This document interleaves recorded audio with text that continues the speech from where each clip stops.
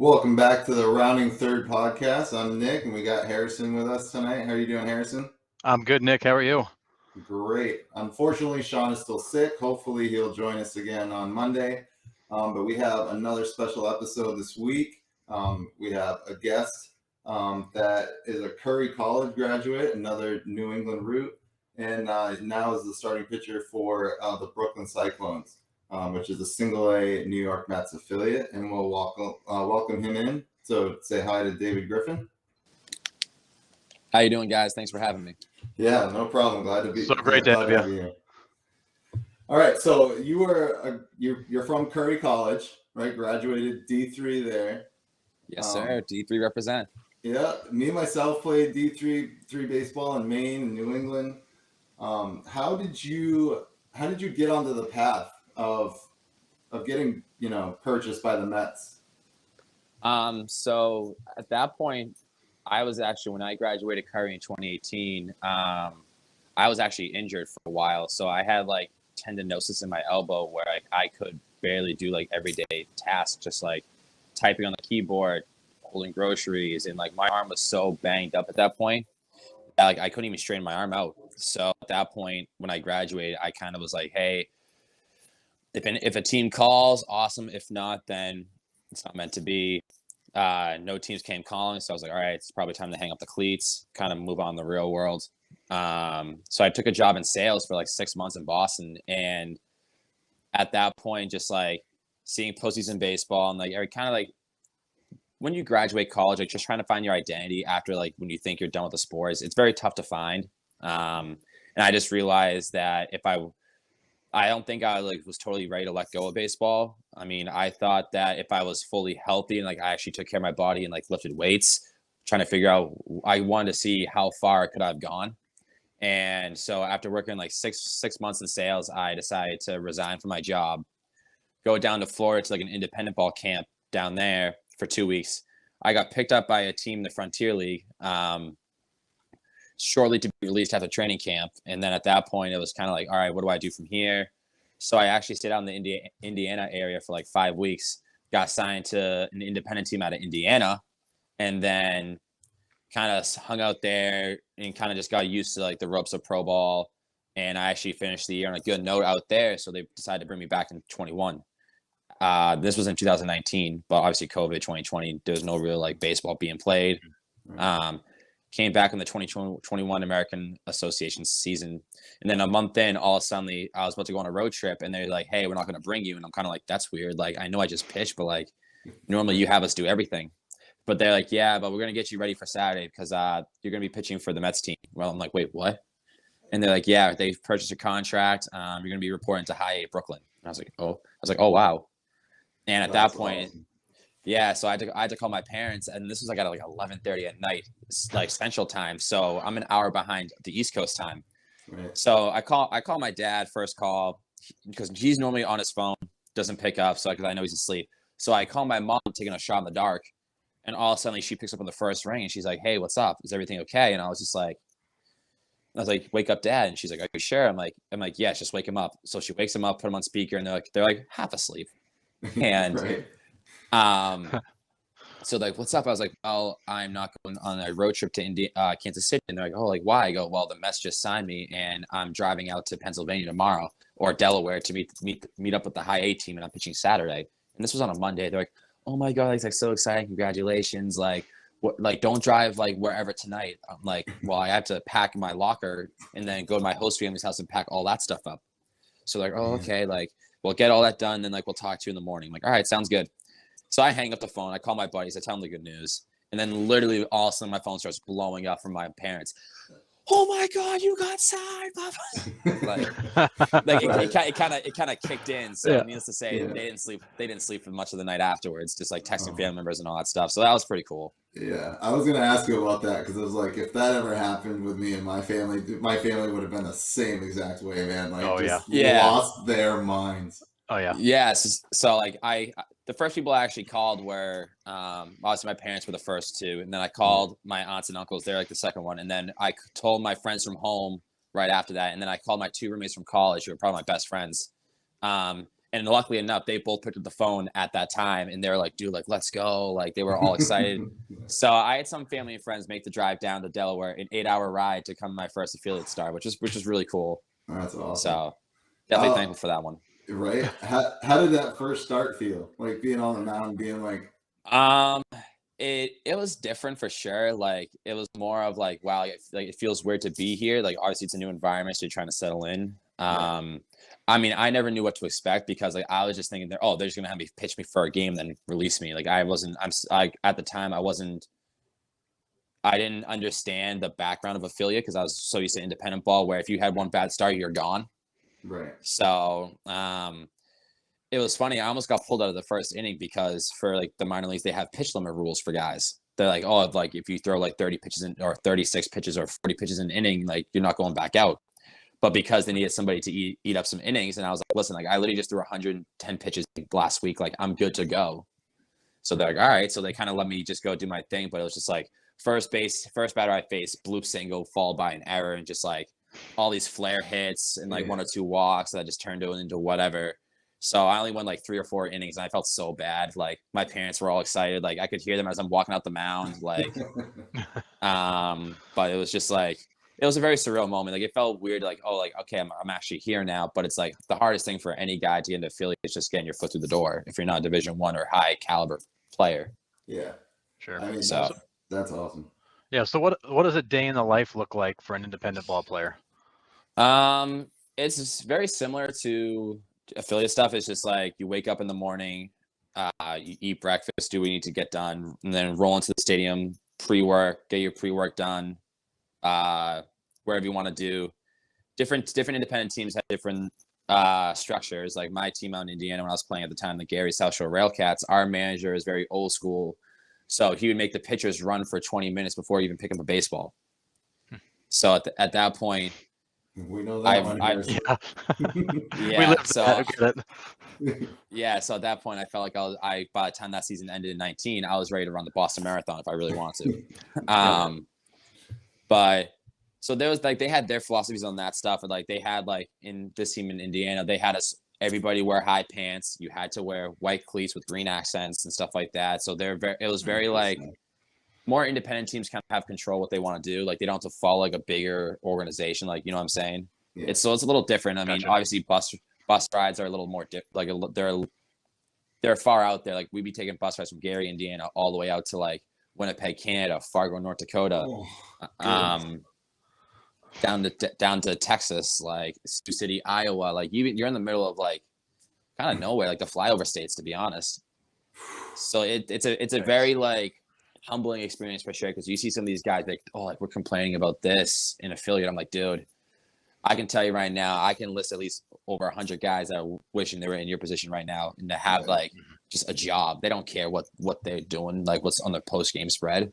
Right. So it was it's definitely nice to like have the indie ball route first and then come into affiliate and know like, okay, like I've been through the depths of hell pretty much of like the whole professional baseball indie ball circuit. And I know what I need to do to stay here. Yeah. I was going to ask you about that because I've heard the minor league travel and independent travel is an absolute nightmare. But, I mean, the affiliate travel this year wasn't too bad just because it was like you'd be out there for a week-long series. So you would get there like whatever time and then you'd have everybody would have Mondays off, which wasn't bad at all. Like independent ball was like a 3-game series gone. Then like you're traveling through like the middle of the night at midnight. So it's like if you really want to go talk about the Wild West of indie ball, like I know guys that would literally, if they couldn't sleep on the bus, they would literally drink a handle of liquor to fall asleep. Oh. And like that's just kind of how it goes because like you need your sleep as an athlete. Right. So you just knock yourself out. We saw all different kinds of methods. Yeah, the handle's not real good for your longevity. Yeah, pretty much. That's why I was on the melatonin grind. I would take like a decent amount of melatonin just to fall asleep. Man, that's crazy. Dang, that's incredible, man. I mean, like I said, like coming from D3 myself and like working your way up like you have, man, that takes a lot, and like it's great. What year? Because you went to St. Joe's, right? Yeah, so I'm older. I'm way older than you. I graduated in 06. All right, because So I had a buddy that played there from I want to say 2012 to 2015, yeah. and he was the starting catcher there for all 4 years. Oh, nice. Wow, nice. Yeah. So I know St. Joe's pretty well, and he actually was one of the big reasons how I got into the weightlifting. Like when I first wanted to play pro ball, I wanted to go to a gym. He was just like, all right, like I'll train you. He goes, but like you're gonna grind this out. And luckily enough, literally like a 9-month span, he literally helped transfer my deadlift from 185 to 500 pounds in a 9-month span. Like I put on 40 pounds. I put on 40 pounds of muscle in pretty much 20 months. That's awesome. Yeah. So I mean, yeah, I definitely miss playing, man. It was awesome. But yeah.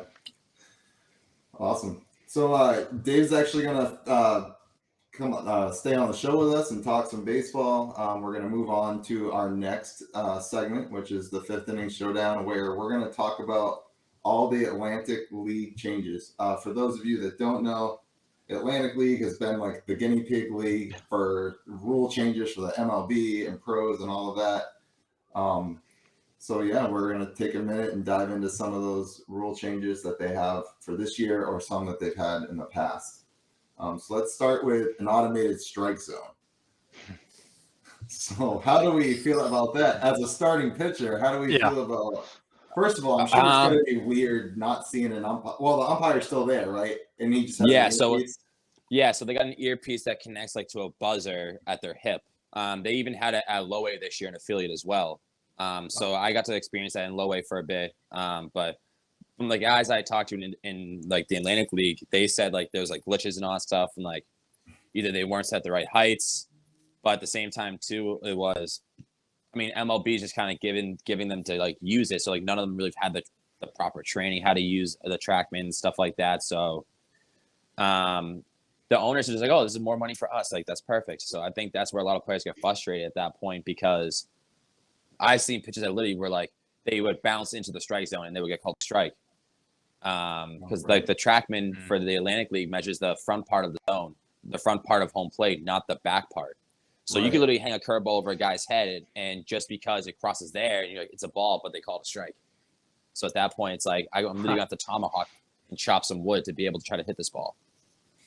Yeah, I was going to ask that. Like, even if like a curveball clips the bottom part of the strike zone, like going in, and the ball literally bounces off home plate, calls it a strike. Like that's not really a strike. Yeah, but it clips the zone. Like. How will they change that? Will they make it like a 3D box and have it? I don't know. Well, from what I heard too is they expanded the electronic strike zone at least 2.5 to 4 inches off the plate, both sides.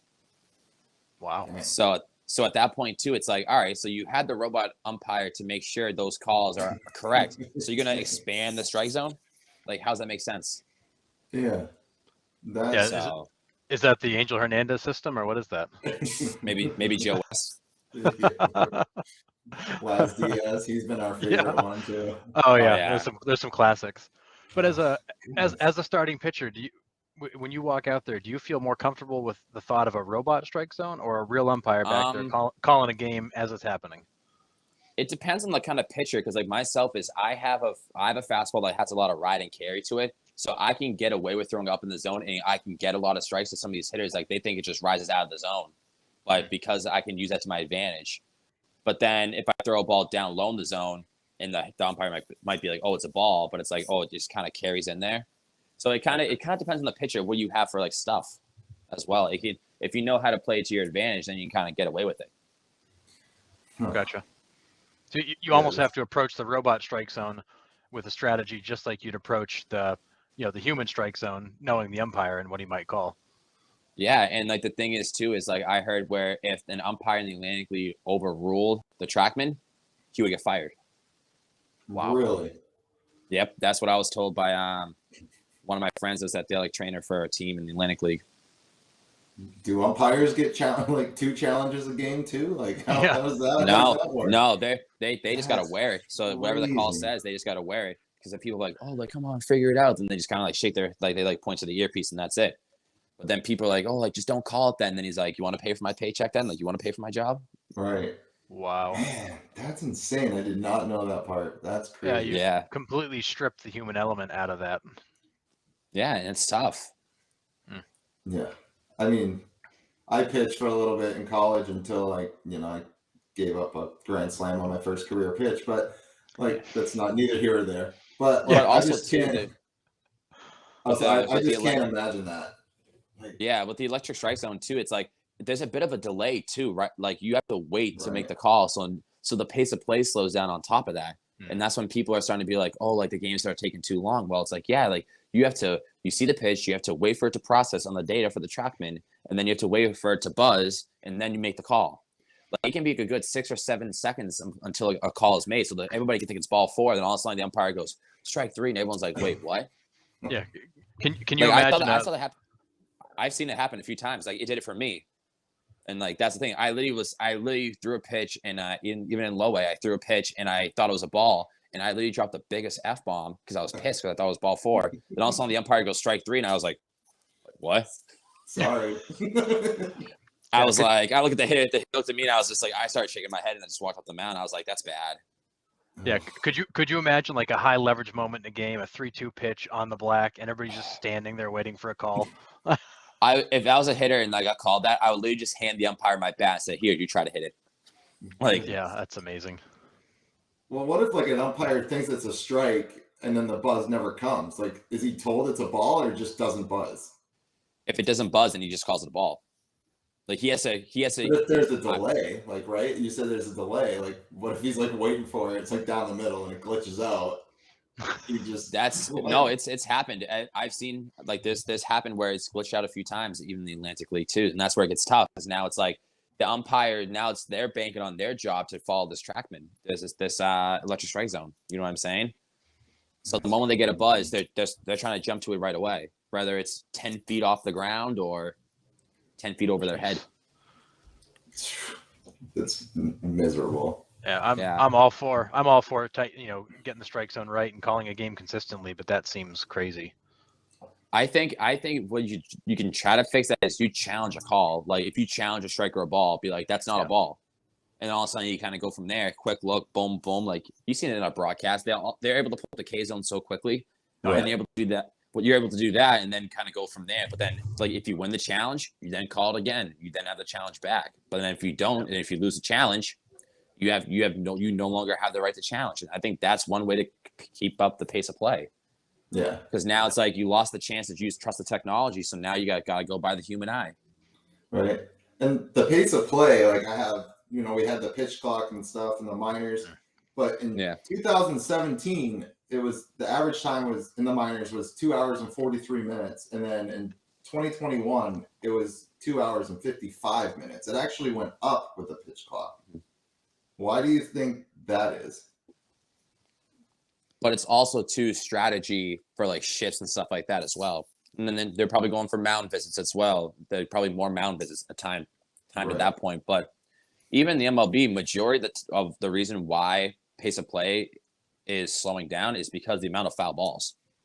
If you think about it. Foul balls. And we were talking the other night, it's commercials too. It's TV. Yeah. Between each half inning, it's a 3-minute break at least. Yeah. That adds and then, up. yeah, I mean, I'm one of those guys. I like to work really fast. So it's like, I'll be like, it'll literally take me 1 minute to warm up for an inning. I'll throw 5 pitches, then go down no matter what. And then at that point, it's just like, I'm ready to roll. But I've been told like, hey, like, let him get back to the stream. I'm like, guys, like, you want us to pick up the pace of play? Like, I'm ready. Right. Yeah. But no, I mean, I forget. There was like an article in Sports Illustrated. They were talking about it. It was like the amount of foul balls compared to any kind of contact was like over 50%. So, and like majority of the time, if somebody makes contact with the baseball, over 50% of the time it's foul. So think about that. Yeah. Yeah, you got deeper counts, more foul balls. Yeah, so like so majority of the time, like less than 50% of the ball that's made contact with is actually put in play. Yeah. And I mean, that's just because the pitchers are becoming more dominant too now, right? I mean, everyone's throwing triple digits with a wipeout flyer, and it's I can't imagine trying to hit that stuff right now. Yeah, like they're trying to like like they're using the data and the metrics to make pitching really, really good and really tough for hitters to hit. But then they're also at the same time trying to make hitters make it more complicated than hitting a baseball already is. Like hitting a baseball is super hard. Yeah. So that's actually a good segue into the next one that they tried, was moving the mound back a foot. Again, as a starting pitcher, how do you feel about that? Now, instead of 60 feet 6 inches, they moved it back. I think they did it half the year. So the first half they got data for 60 feet 6 inches, and then the second half they moved it back a foot. Yes, and the reason they did that, from what I was told, was they tested it on college summer leagues. That was the reason why they moved to 61 feet 6 inches. They're like, oh, like this should be fine because we did it for half a college summer season. That's college summer, first of all. Yeah, perfect. And second of all, too, it's like I'm not against it. Like, it was funny. I actually played in a summer league where, not even knowing it, the mound was 60 feet 10 inches until they actually laser measured the field. But the thing with that is, it's like it goes back to Glass now when it came to him hurting his UCL, when it was like the sticky situation. You can't implement change like that in the middle of a season. You either do it before a season. You have to do it before a season, just so people can train their body and get conditioned for it. Right. I probably guarantee you're going to see a lot less injuries going into 2022 this year, because they're cracking down on the sticky stuff. So people are actually having to spend a whole offseason getting adjusted to that. Yeah. Especially with a pro ball, like, has no seams on it. Like, I don't know how you guys throw those things. Like, they're completely like smooth, and it's like not like D3 where you're like pitching and like, honestly just grip and rip it. Yeah, right. But yeah, man, that's crazy. No, I had to that was my issue. When I was in indie ball, like, they weren't checking for sticky stuff, so I had all that stuff on. Right. But then when I came to affiliate, like, I had to they were just cracking down on it, so like I had to really had to work on trying to figure out how to do the sweat and rosin trick. Yeah. But even then, like, they won't even allow pitchers to use sunscreen during the summer, which is kind of crazy, because it's like, all right, if like somebody gets skin cancer, like if I'm a part of the MLBPA, I could literally sue MLB and be like, hey, you said I couldn't wear sunscreen. Like, what the hell? Like, now you're putting my health in jeopardy. Right. Yeah, that's amazing. So, man, that's one thing. And then finally, so they have this double hook rule, which I think I kind of like, which is they implement the DH, but they lose the DH when the starting pitcher gets the hook. So then therefore it becomes a National League game. So it starts as an American League game with the starting pitcher, and as soon as you go to the bullpen, you lose the DH, and now the pitchers have to hit, where you have the bench. I think, like, how do you feel about that? Like, I just kind of like it because the managers still have to have some strategy with who they use off the bench, and double switching and all that stuff. It's not just kind of like a robot like you kind of are in the AL versus the NL. So you keep some of the NL game in baseball, but you still have some of the DH too. The thing with that, though, it's kind of like you use so many pitchers at that point. So, like, guys might get more workload than you think. And, like, what if a game goes into extra innings? Like, now all of a sudden, like, you got to call guys up from the AAA. You got to call guys up from the AA and stuff like that. And now it's just kind of like, now if a guy gets from AAA, gets called to the bigs, and he comes in for a fill-in and like kind of does bad because he's not prepared and he's kind of rushed up there. Now when it comes to arbitration, you try to get his new contract. Like, well, he did serve time in the MLB, but they're like, yeah, but he also crapped the bed. And it's just like, well, you guys also kind of rushed him. Now it kind of turns into like kind of being like a chess game for people. Now I think at that point, like, the double hook, let the DHs hit and like kind of go from there. If you're going to go universal DH like this, like, yeah, would we like to have pitchers hit? Yeah. But then again, it's like, that's up to you if you want to keep the pitcher in the game as a DH. And like, if this guy's seeing it better, like Ohtani, for an example, like, right. Or like if Ohtani, Dusty Baker used Zach Greinke in the playoffs and he went 2 for 2. Yeah. Well, very few pitchers can hit. You have Greinke, that was a pitcher that can hit. You have Bumgarner the same way. Right. Like, he's one of those guys where you could just keep in the game and just have him hit the whole entire time. Like, he could be the pitcher / DH, and then if you take him out, like, he's still in the DH role. Right.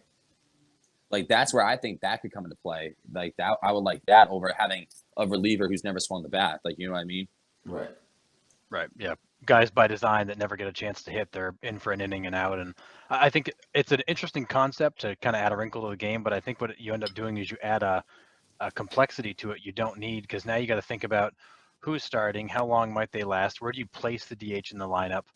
So you're not doing all these weird double switches and ending up with a reliever hitting in the 4-hole and really messing up your kind of lineup mojo. And it creates complexity you probably don't need, but it is interesting because then it causes you to get rid of these whole, start the bullpen nonsense things that we've been seeing of late. Because, like, let's be honest, fans are paying money to not watch a reliever hit. Like, as simple as that. Right. Like, they're trying to see home runs, they're trying to see balls crushed, so they're gonna want to see the big bats. Like, that's the whole. That's the whole thing. Where if MLB is a business and they're about bringing in money, they gotta realize that no fans want to pay to watch a reliever hit. Yeah. So, Yeah, no. Absolutely. Yeah. And then what's the other one? Oh, they just made the bases bigger. I mean, it doesn't really affect the game too much, I wouldn't think, right? Yeah. I mean, the bases are still 90 feet apart. They're just bigger. But yes, they are 90 feet apart. But that's also now if you go 3 inches out wide, like you've seen how many bang plays there's been, like even in the World Series, the super slow mo. So now when the guy's heel is about to go down, all of a sudden the base still went from here to here. So as he goes down, he's gonna hit it some more. So like literally, baseball is a game of inches. 3 inches can make a big difference, even in the strike zone. You know what I'm saying? Yeah. But what if you move the base so the front part of the base was at the 90-foot mark and then the 18 inches was past the 90-foot? You know what I'm saying?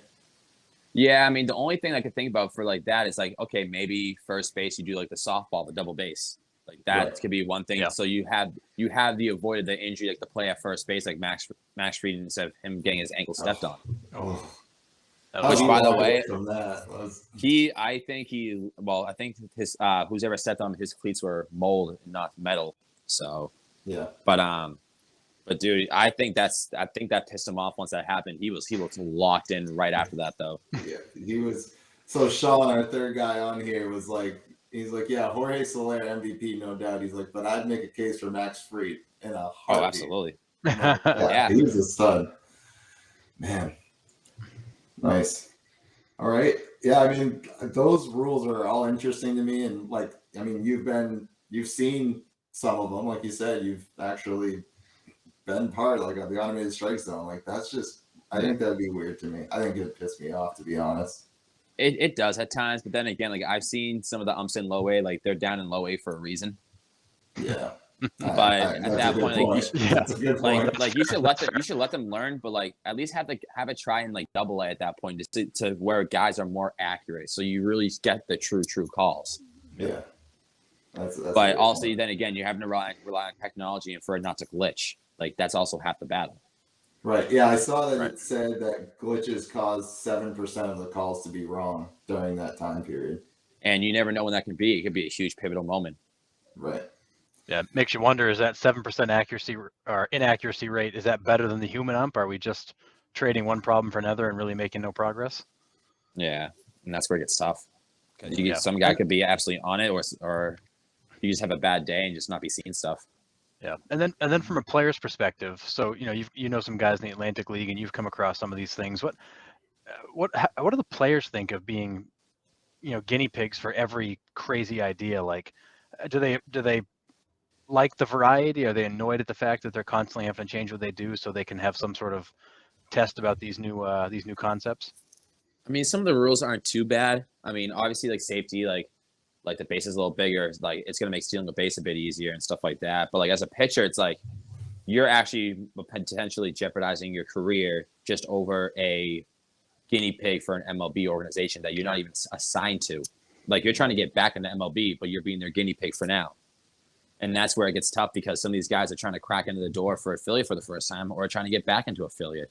And you have all these rules where if a guy literally gets hurt, now it's a whole nother setback because MLB wanted to see, what would happen if we moved the mound a foot back. Right.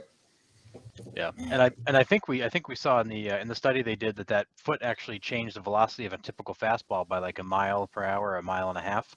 Oh, it throws off the whole entire timing for everybody, for even hitters too. So it's just as challenging. Yeah, how do you get a good read on somebody's performance when they're not playing under the same rules? Right. Yeah. Yeah, I was thinking about. Nope. Sorry. Go ahead.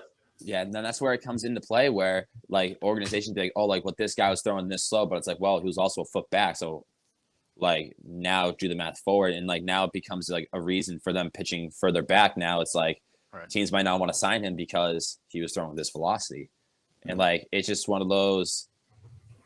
It's tough for guys out there, and I really do feel bad for guys that are an independent ball that haven't gotten a shot in the field. Because I've seen talent that guys should be an affiliate, but they're not. No. So yeah, I was just thinking about like breaking stuff, right? I mean, you've been throwing your off-speed breaking stuff for what 24 years, and then all of a sudden it's like, here, let's move it back a foot, and now you're like, you have another foot for your stuff to break, and changes your release point, like where you're throwing everything. Like, and it works your whole muscles and it's prone to injury. Yeah, like, absolutely. I would honestly, I would love the only pitch I would love to see with a further back mound is a knuckleball. That's it. That's the only pitch I would love to see. Yeah.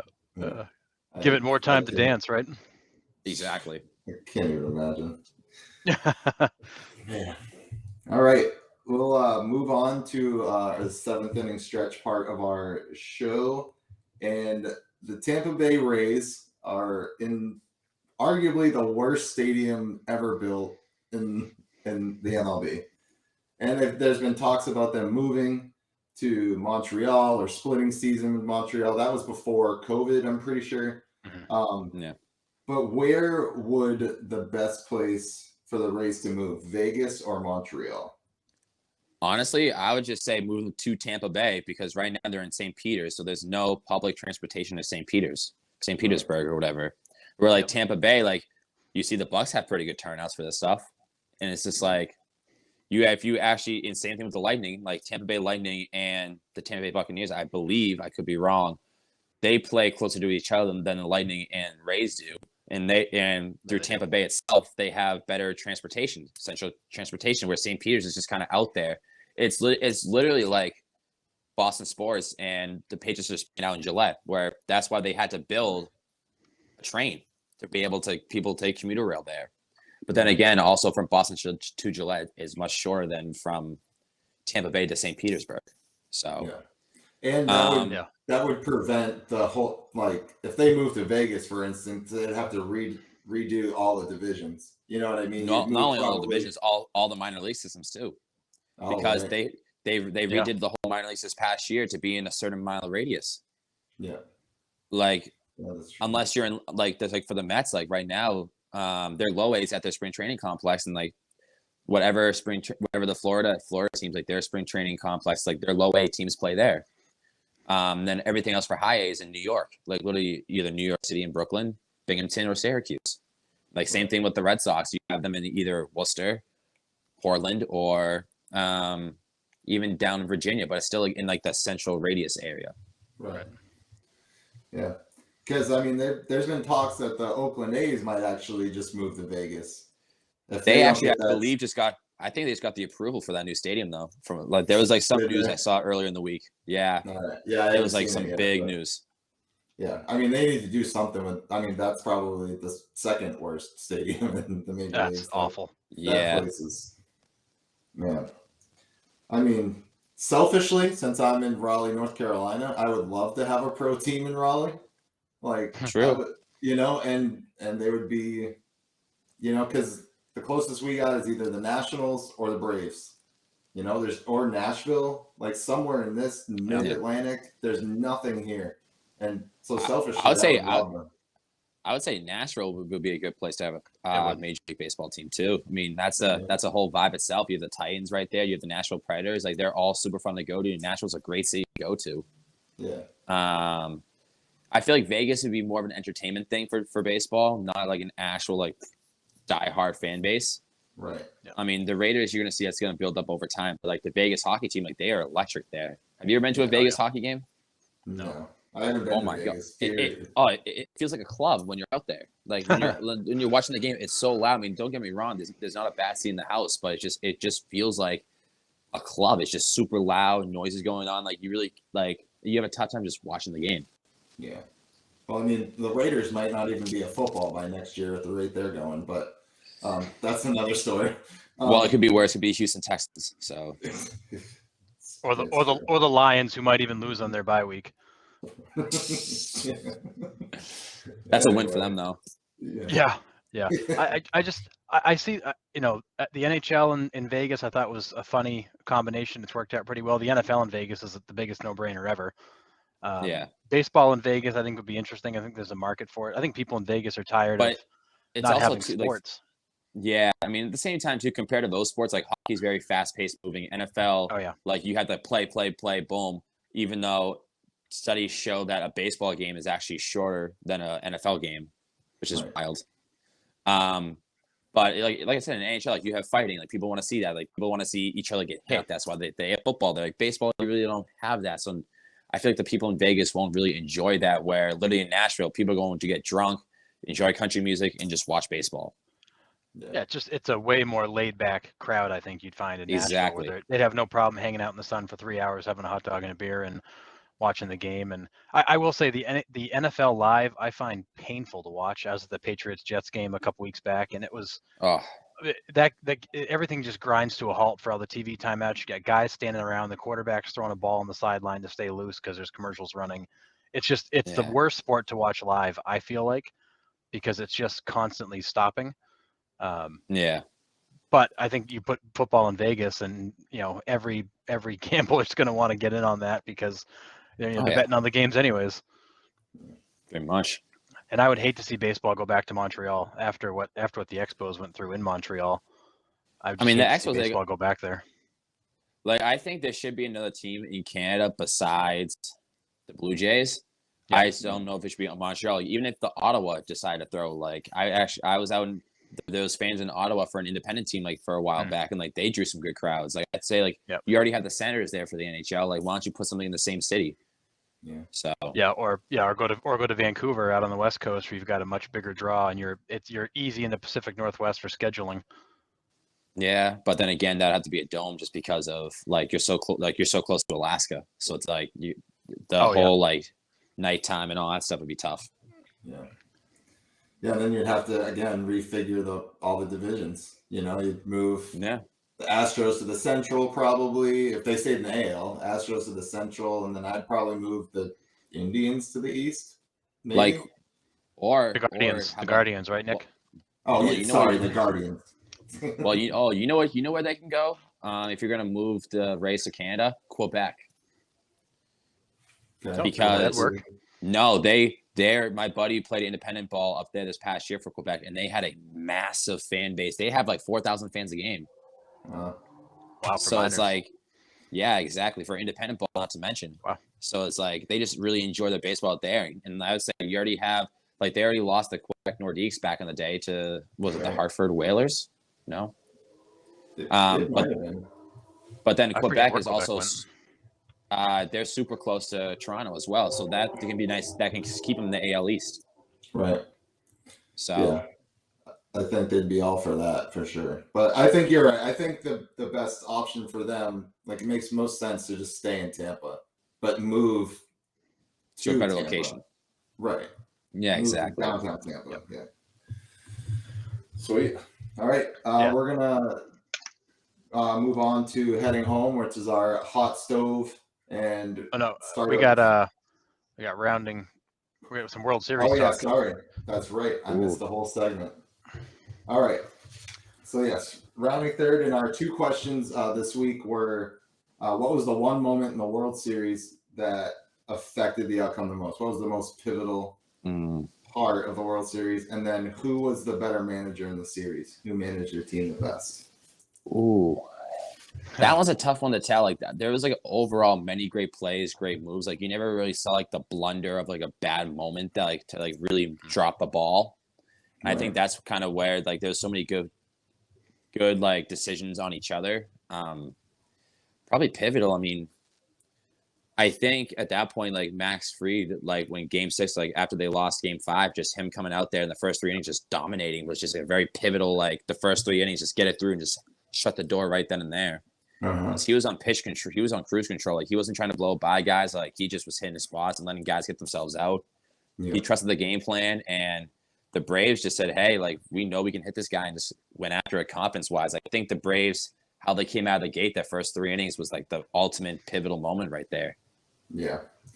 Because if they didn't win Game 6, I would have bet Houston winning Game 7. And that's what we talked about last week too. We were like, Houston going back, like, this is scary. They're going to do exactly what they did to the Red Sox. They're going to go back, and they're just. Oh, don't. That was tough. That was tough to watch. It was. But yeah, I was like, these last 2 games, I think are going to be a slugfest. Like, it could be a 9-8 game, but the Astros just didn't show up. They had no offense in Game 6. The Astros, the starting pitchers for the Astros didn't go that deep. Like, they would only go 2 or 3 innings. That's it. And like, I think the Braves working the pitch count for the Astros starters proved to be very pivotal, because you only have the starter go 1 or 2 innings, and now you just go to the bullpen. Like, now relievers got to go 2 innings, sometimes 3, depending if they're used to it or not. Where like the Braves, like, yeah, like there was a fine line. I think the Braves relievers threw more innings than the Braves starters, but also you had an injury to Charlie Morton, which in like that first or second inning, that really kind of shifted everything for the bullpen. But and that was one of our topics, because we talked about Dave Roberts, how he used his bullpen, like he started the bullpen, and like, you know, these guys are used to only facing 3 guys a game, and then now you're stretching out your bullpen, and these hitters have seen these bullpen pitchers multiple times. They're going to adjust. They're major league hitters. You know what I mean? Well, at the same time too, it's like those guys. I mean, most of those relievers, they only have a 3-pitch mix, 2-pitch mix where they're really dominant at. Right. So you as a hitter, if you're able to figure out those tendencies, where if you know this guy's not throwing his breaking ball for a strike, you just got to sit dead fastball, and that kind of becomes an advantage. Where I know they did with Uaris, they kind of had him like, he would have him being to come out of the bullpen for like 5 or 6 innings, which he's done that before, but it's just like, it's a whole different mindset being from a starter to a reliever most of the times. It's like, you have the whole preparation, kind of go like that. You'd be like, hey, like, okay, like for me as a starter, I base off my routine off of time. So it's like, all right, like first pitch is at 7.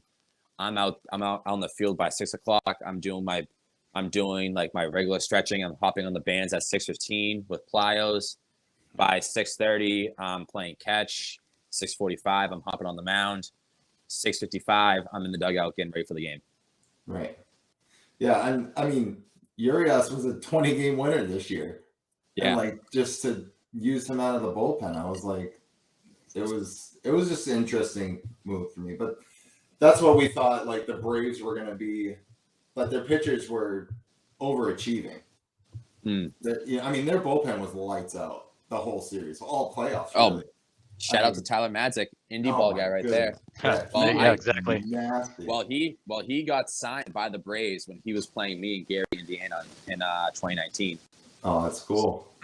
So it was funny. So like, we're like, oh, like this guy's supposed to get like the first round draft pick. We're like, why is this like he doesn't even look that good? And all of a sudden somebody got a base hit, and like he was throwing like 95 at the time. Literally, the moment that dude got like a double in the gap, the next 3 pitches, 97, 98, 99 from the left side. We're like, oh, yeah.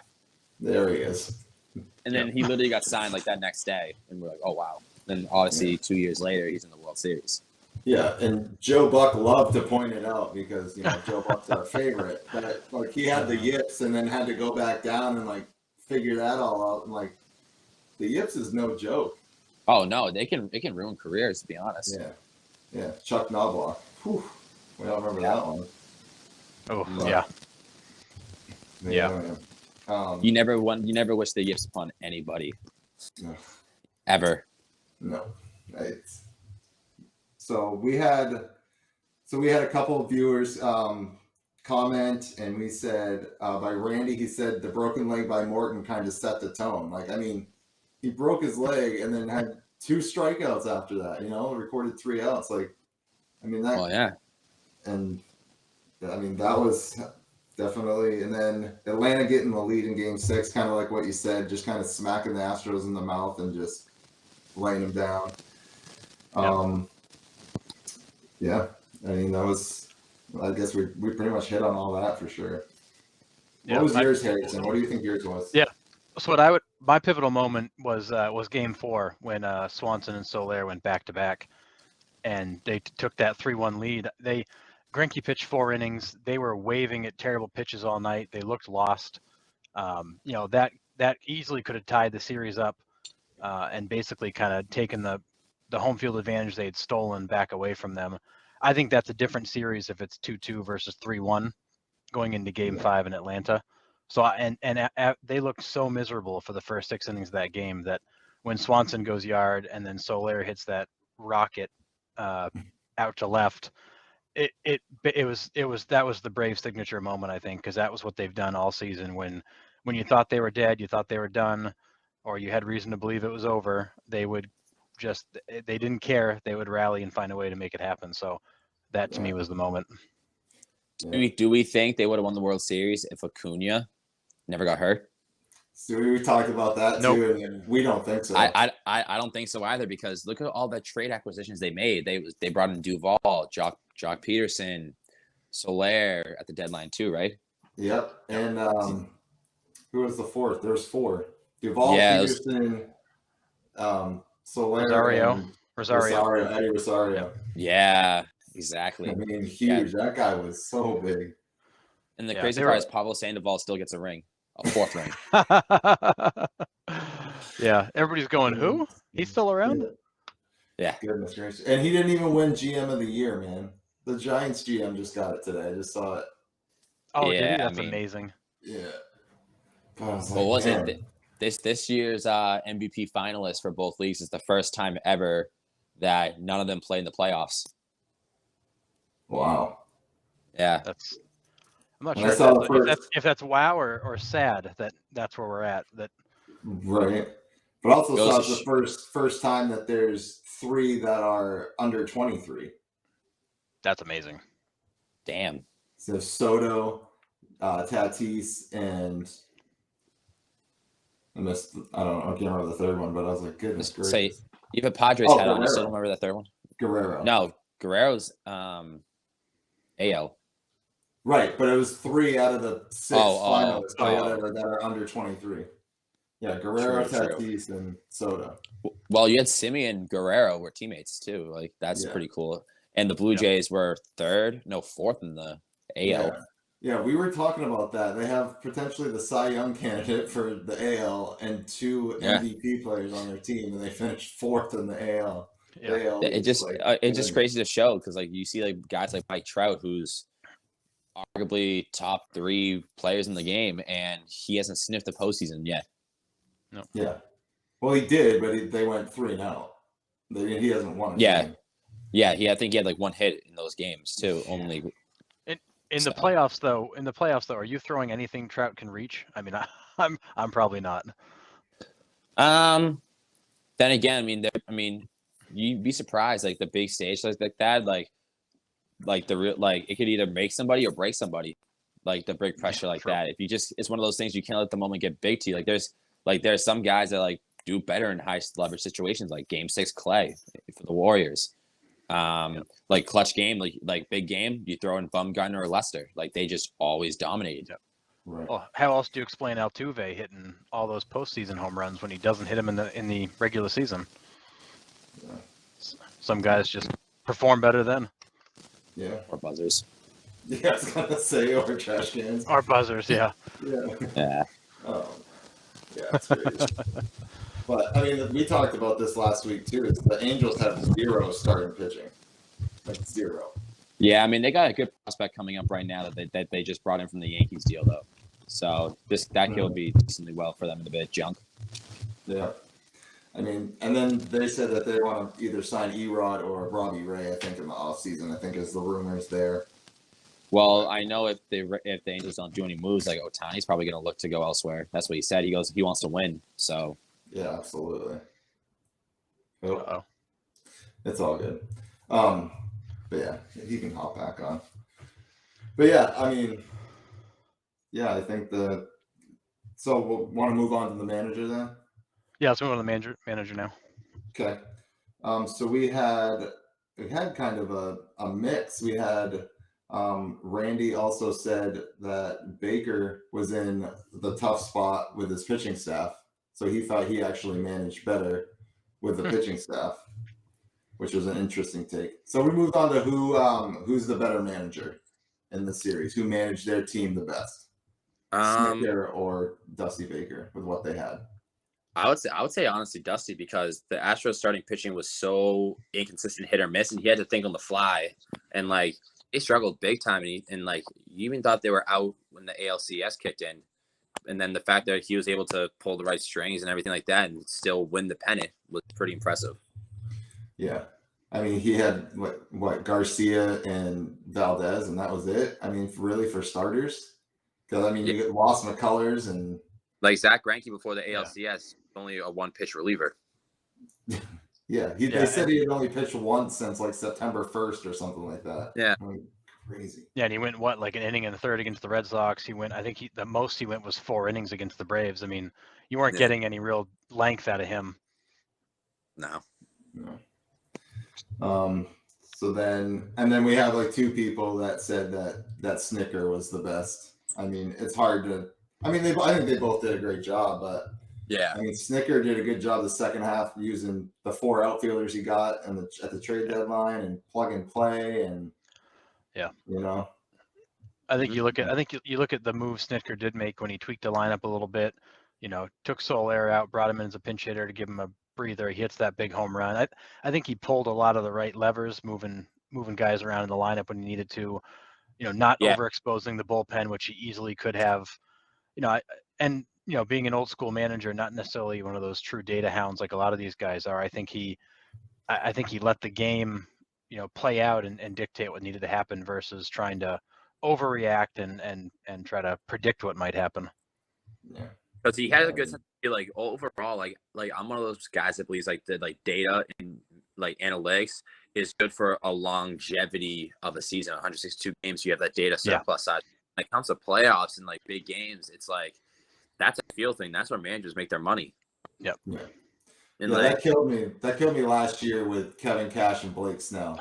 I mean, Snell was clearly dominating. I honestly think that moved Snell's career, to be honest, because he didn't have that good of a year this year. No, he did not.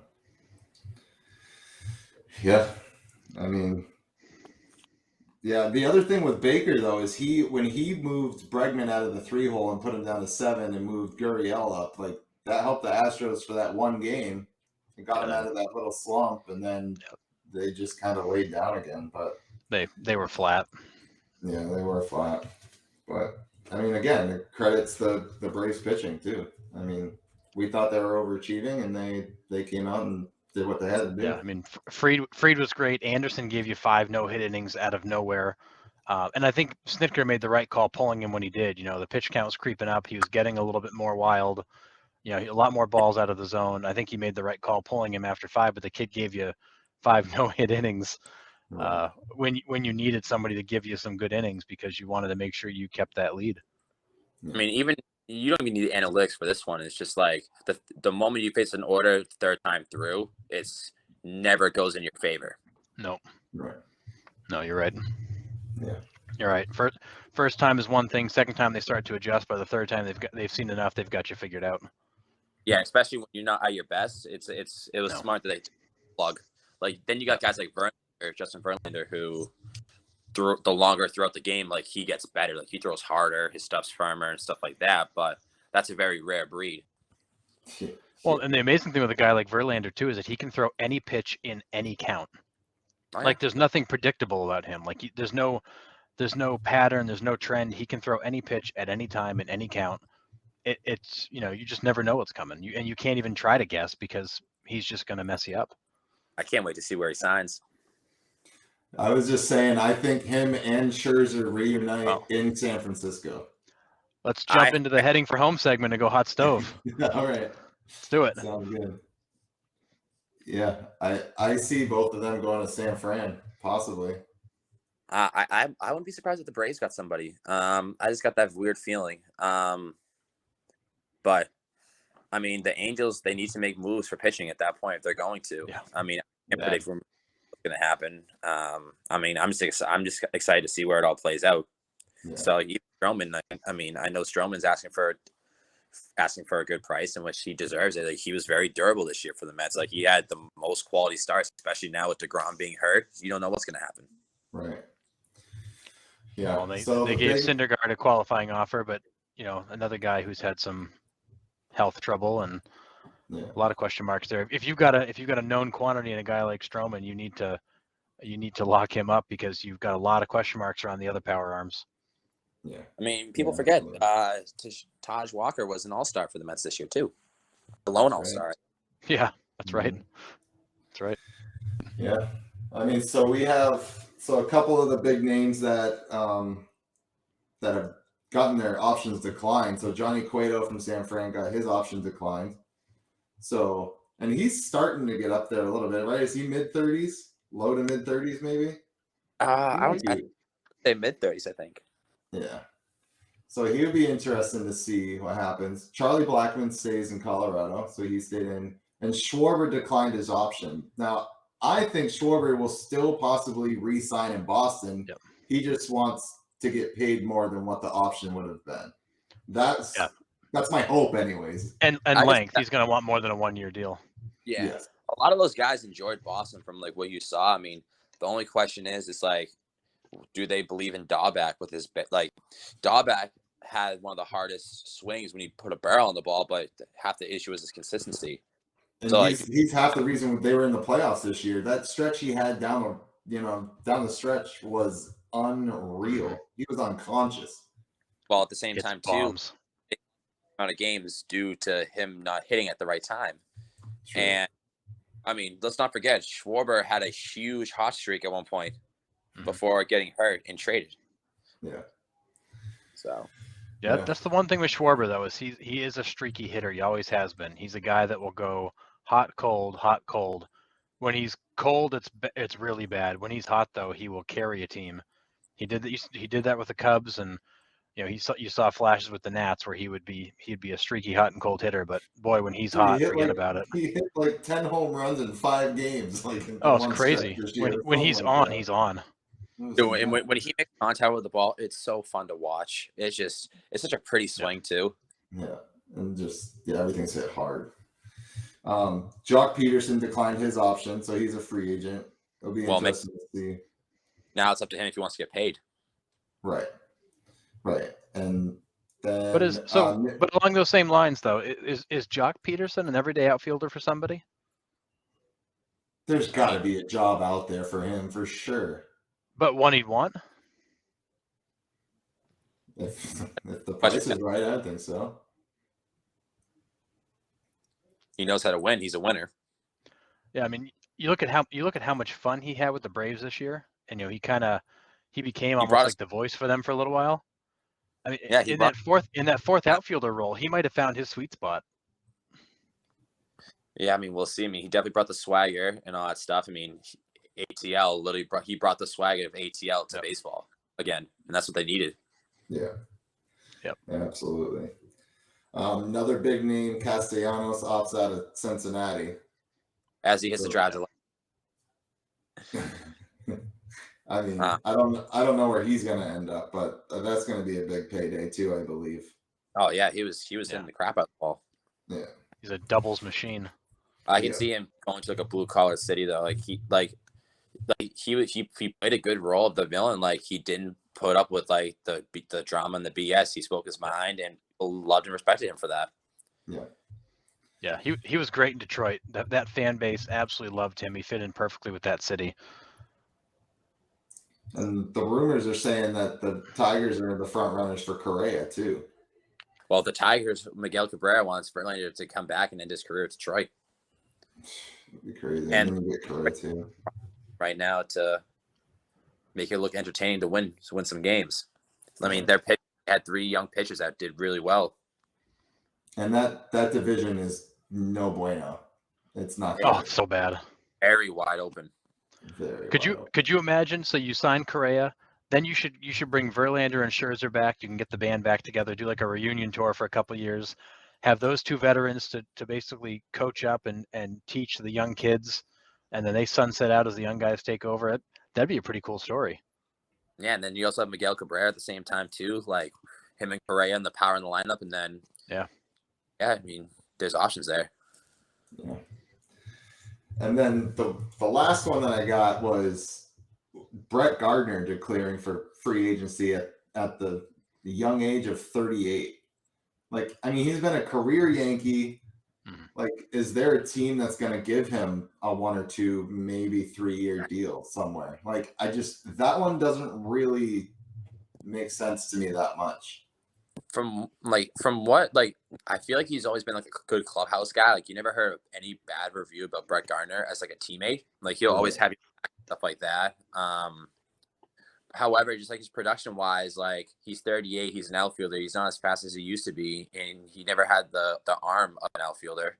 Like, he never has a power arm, so it's tough. I mean, at that point, it'd literally be him being a mentor role probably for like a rookie for like a year or so. But I mean, does he want to? Does he? It will be weird to see him in another uniform. Like, you just always pictured him as a Yankee. Right. Yeah, absolutely. Yep. I actually wonder if that whole thing is him trying to go back and get maybe 2 years out of them versus just the one he had on that option. And is there possibly a chance he can negotiate a different deal in New York, or maybe he can take a little bit less money but stay for a couple of years and keep that role? I mean, there's no way they're going to pay him the number he was owed. There's just no way. I He's mean, not that valuable. Boone does need a hitting coach. I mean, the Yankees got rid of this entire coaching staff. I mean, I don't know. I can't say what I thought about them. The staff of the Yankees. I mean, I thought it was a good idea for them to bring in Eric Cressy, and then obviously Matt Blake too, who at the time they were like gurus. Like, Cressy was in like strength and conditioning. Like, everybody goes to him and trains there, and then Matt Blake was his pitching counterpart in Massachusetts for a while. So I thought it would be good to keep those two guys, but I mean, I can't say anything about the Yankees anymore. Gotcha. I gotcha. Say no more. Yeah. But yeah. So where do we think Trevor Story goes? Ooh, that's gonna be a good one. Because I think Corey Seager ends up in pinstripes. We talked about this. He's got a short porch and right, and I just think he's the better fit for the Yankees at that position. Do we see Story moving to another position though? Because what if Story goes to third base and plays it for Seattle, or goes to second base? I could see him moving to third before I see him moving to second. Yeah. Myself. Moving to third base. I also thought if Texas wanted to really open the checkbook, like we've talked about before, is you could bring in Seager for third base, and then you can move Story to shortstop. You can keep Story as a shortstop there. Well, who's been in talks for shortstops as well is actually Boston. Really? Yeah, because they're talking about Bogarts possibly moving him back to third base, because when he came up in the system, he made his debut in the bigs as the third baseman. Yeah. So they're either him at third base or second base. So they're obviously, with Devers being at third, they would move probably Bogarts to second base to wait for until Nick York and somebody else is ready, and then bring in a shortstop where you bring in Story, you put him right at the Green Monster. Oh my God. Yeah, I could also see a scenario. Maybe you push Devers over to first base. You know, he's got a decent glove. He doesn't have great range, but he'd be a very serviceable first baseman potentially. Well, but that's the thing with that. It depends on JD. Like, I think Devers or Bogarts, one of them will be great DH. But obviously you have JD there now, and JD never opted out, which is I love. But I don't think JD should ever play right field again, because for some reason he always wanted to go touch second base when he would go run, and he literally hurt himself. He literally hurt his ankle. Yeah. But I mean, it's a tough part. We could all play GM. I mean, at the end of the day, it's like it's all just scenarios. Yeah. We just love talking about it. We love it. But yeah, I mean, I can't even imagine having Story with that monster there, though. Whew. Yeah, that would be something to be interested in. I mean, I think the Red Sox should keep Bogarts. I mean, his bat is so good, and it's like now it becomes like you've kept him at shortstop for a while. It's like, what do you do here? Right. Yep. And I mean, I don't think Christian Arroyo is the answer at second base either. Like, another guy that would go on a tear and then not do anything for 2 months. But yeah, I think he's serviceable. Yeah. I mean, if as you sit back and look at that Red Sox roster as it currently sits today, what is the biggest need? What do you guys think it is? Pitching. Yeah. Bullpen. Yep. I mean, and then if we lose Erod, that's another starter we've lost. I mean, I think Tanner Houck goes into the starting rotation. He should. He's for sale. You need that. Yeah. Houck, and I mean, Pavetta really wasn't that bad for us this year. No, and then wasn't a Seabold too that came in and was pretty good. I mean, Pavetta did really well in the postseason. Yeah. I mean, I think they could be okay, but yeah, I think bullpen's definitely the number one. Yeah. It amazes me the Sox got as far as they did with that bullpen that was, I mean, questionable on its best day. I mean, Whitlock's the real deal. That kid's nasty.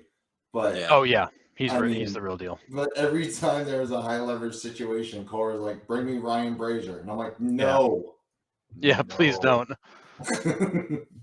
But yeah, I don't know. Like even Robles too. Like he used to have the potential. He used to throw like 102, and then now he's throwing like 90. I mean, yeah, but he had some key outs for the Red Sox this postseason for sure. Oh yeah. Yeah. The back end of that bullpen kind of fell apart on them late in the season, and they never really got it figured out. Those are kind of. He had great moments, and then he choked at times too, and like he was left off the playoff roster, which kind of is tough to see because he has one of the best curveballs in baseball. Yeah, he was literally an all-star, and then just terrible. The second half was so bad. Yeah. All right. Well, we would. I want to thank you for joining us tonight, David. It was a lot of fun talking baseball with you, and I'm gonna be following you throughout the season, dude. Like it's awesome. Like I can't wait. I got my Brooklyn Cyclones hat in the mail, so it's coming soon. Yeah. But yeah, thanks for coming and talking baseball with us tonight, and good luck in the upcoming season. And we'll stay in touch. All right. Thanks for having me, guys. Yeah. Thanks much. We'd love to have you back in the future to hear more about it. Yeah, absolutely. Appreciate it. All right. See you guys.